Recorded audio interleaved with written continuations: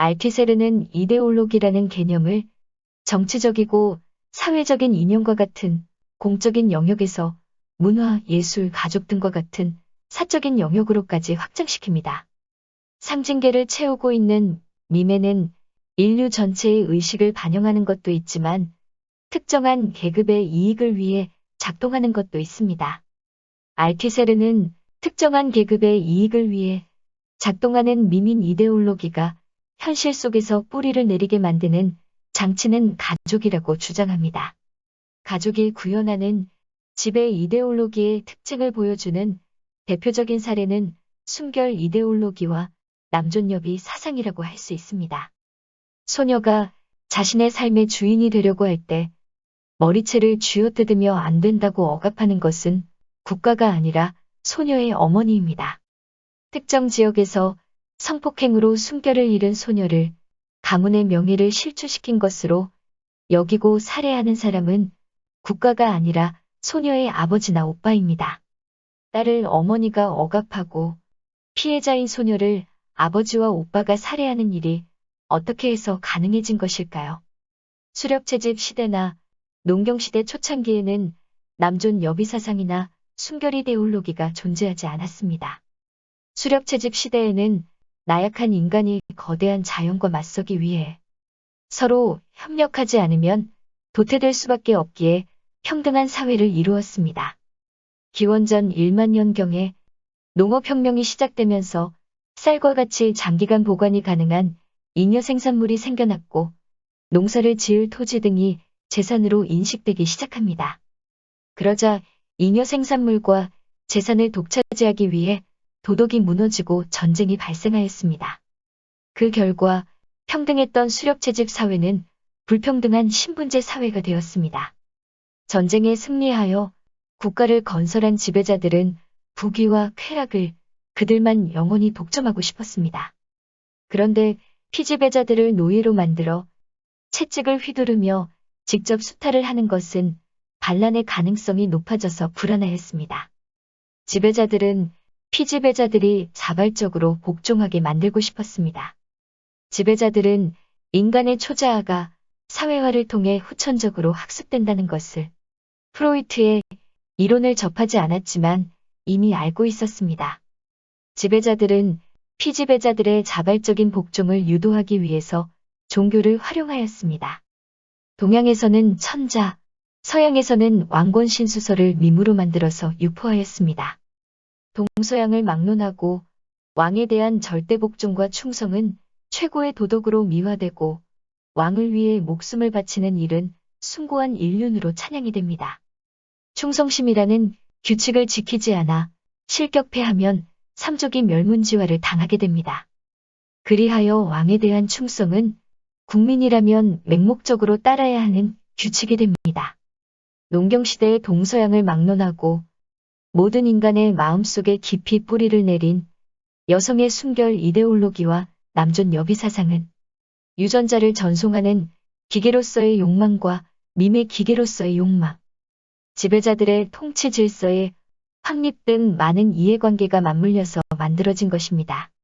농경시대에 불평등한 신분제 사회를 안정시키기 위한 통치 질서 구축은 신에 대한 복종에서 왕에 대한 복종을 유도해내고 모든 백성의 가정에서 가부장에 대한 자발적인 복종을 이끌어냄으로써 지배자들은 지배 복종의 시스템을 완성하려고 하였습니다.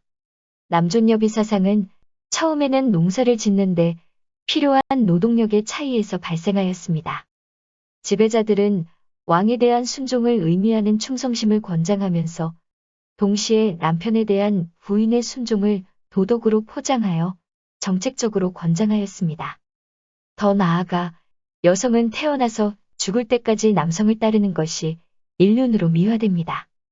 조선시대에는 사별하거나 이혼한 여성이 재혼을 하면 그 자손이 관직에 진출할 수 없는 법을 만들어 경국대전에 기록하였습니다.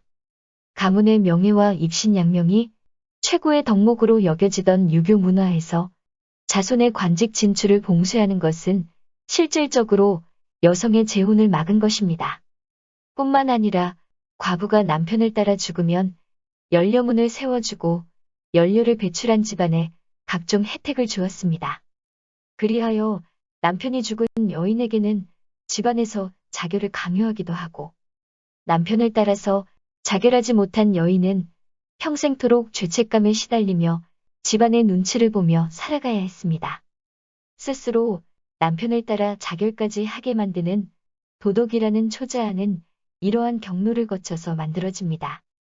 인간의 마음은 처음부터 완성된 것이 아니라 집단 표상인 이데올로기가 반영된 연료나 장려라는 호명을 통해 만들어지는 것입니다.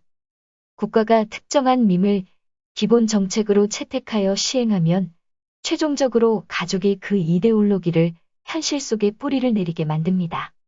국민의 투표로 국가의 대표가 선출되는 오늘날에도 가족은 이데올로기적 국가장치의 역할을 수행하고 있을까요? 대부분의 자본주의 국가에서는 부는 세습이 되지만 권력은 세습되지 않습니다.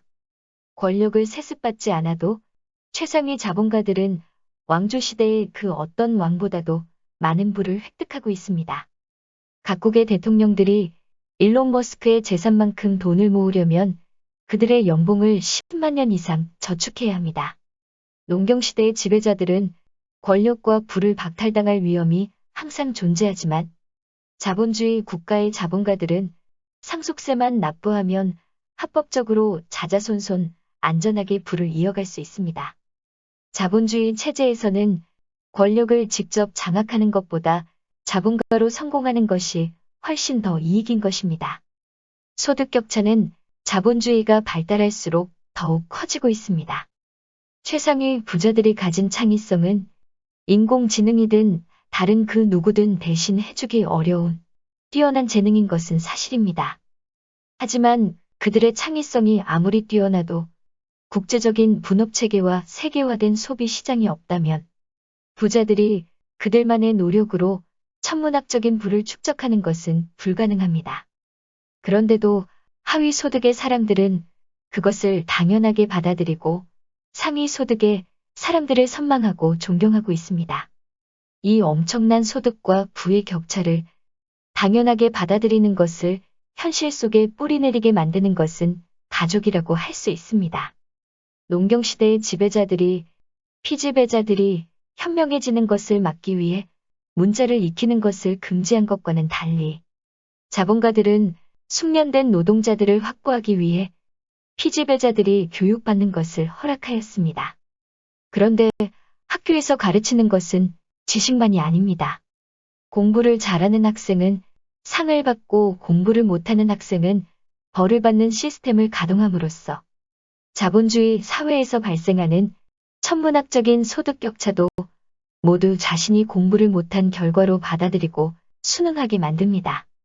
낮은 성적 때문에 학교에서 이미 충분히 벌을 받고 집으로 돌아오면 학생들은 부모에게 또다시 벌을 받게 됩니다. 이리하여 자본주의 사회의 천문학적인 소득 격차는 능력에 따른 당연한 결과로 받아들여지고 자본주의 체제의 안정성이 공고하게 확립됩니다. 학교와 가정에서 나쁜 성적으로 체벌을 당하지 않아도 마찬가지입니다. 친구가 상을 받아서 칭찬과 사랑을 받는 것을 지켜보는 것만으로도 충분합니다. 뛰어난 철학자인 알튀세르에게도 학업 성적에 대한 압박감은 상당히 컸습니다. 초등학교 졸업의 학력으로 알제리 은행에 모로코 지점장까지 승진을 했던 알튀세르의 아버지는 부하들에게는 카리스마 넘치는 상관이었고 가정에서는 알튀세르를 공포에 떨게 만드는 가장이었습니다.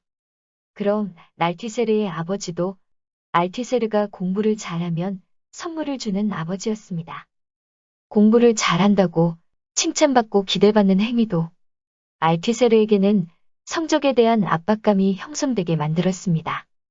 위대한 지성인이 될 거라고 기대를 받아왔던 알튀세르는 시험 성적이 나쁘게 나오면 완전히 주저앉고 암흑 속에 빠져드는 좌절감에 사로잡히기도 하였습니다. 핏줄에 의한 신분의 세습이 폐지되고 개인의 능력이 중요해진 자본주의 사회가 되면서 학업 성적과 학벌은 인간의 욕망 대부분을 해결해 줄 수 있는 중요한 요소가 되었습니다. 그래서 부모는 모든 수단과 방법을 동원하여 심지어 비리를 저지르면서까지 자녀의 성적과 학벌을 높이기 위해 최선을 다하고 있습니다. 알티세르는 억압이 상존할 수밖에 없는 사회를 끝장내고 능력에 따라 일하고 필요에 따라 분배하는 국가를 건설하려고 하였지만 현실은 이기적 유전자를 가진 인간은 그런 국가를 건설할 수 없다고 결론을 내렸습니다. 이어지는 이야기는 다음에 계속 올리겠습니다.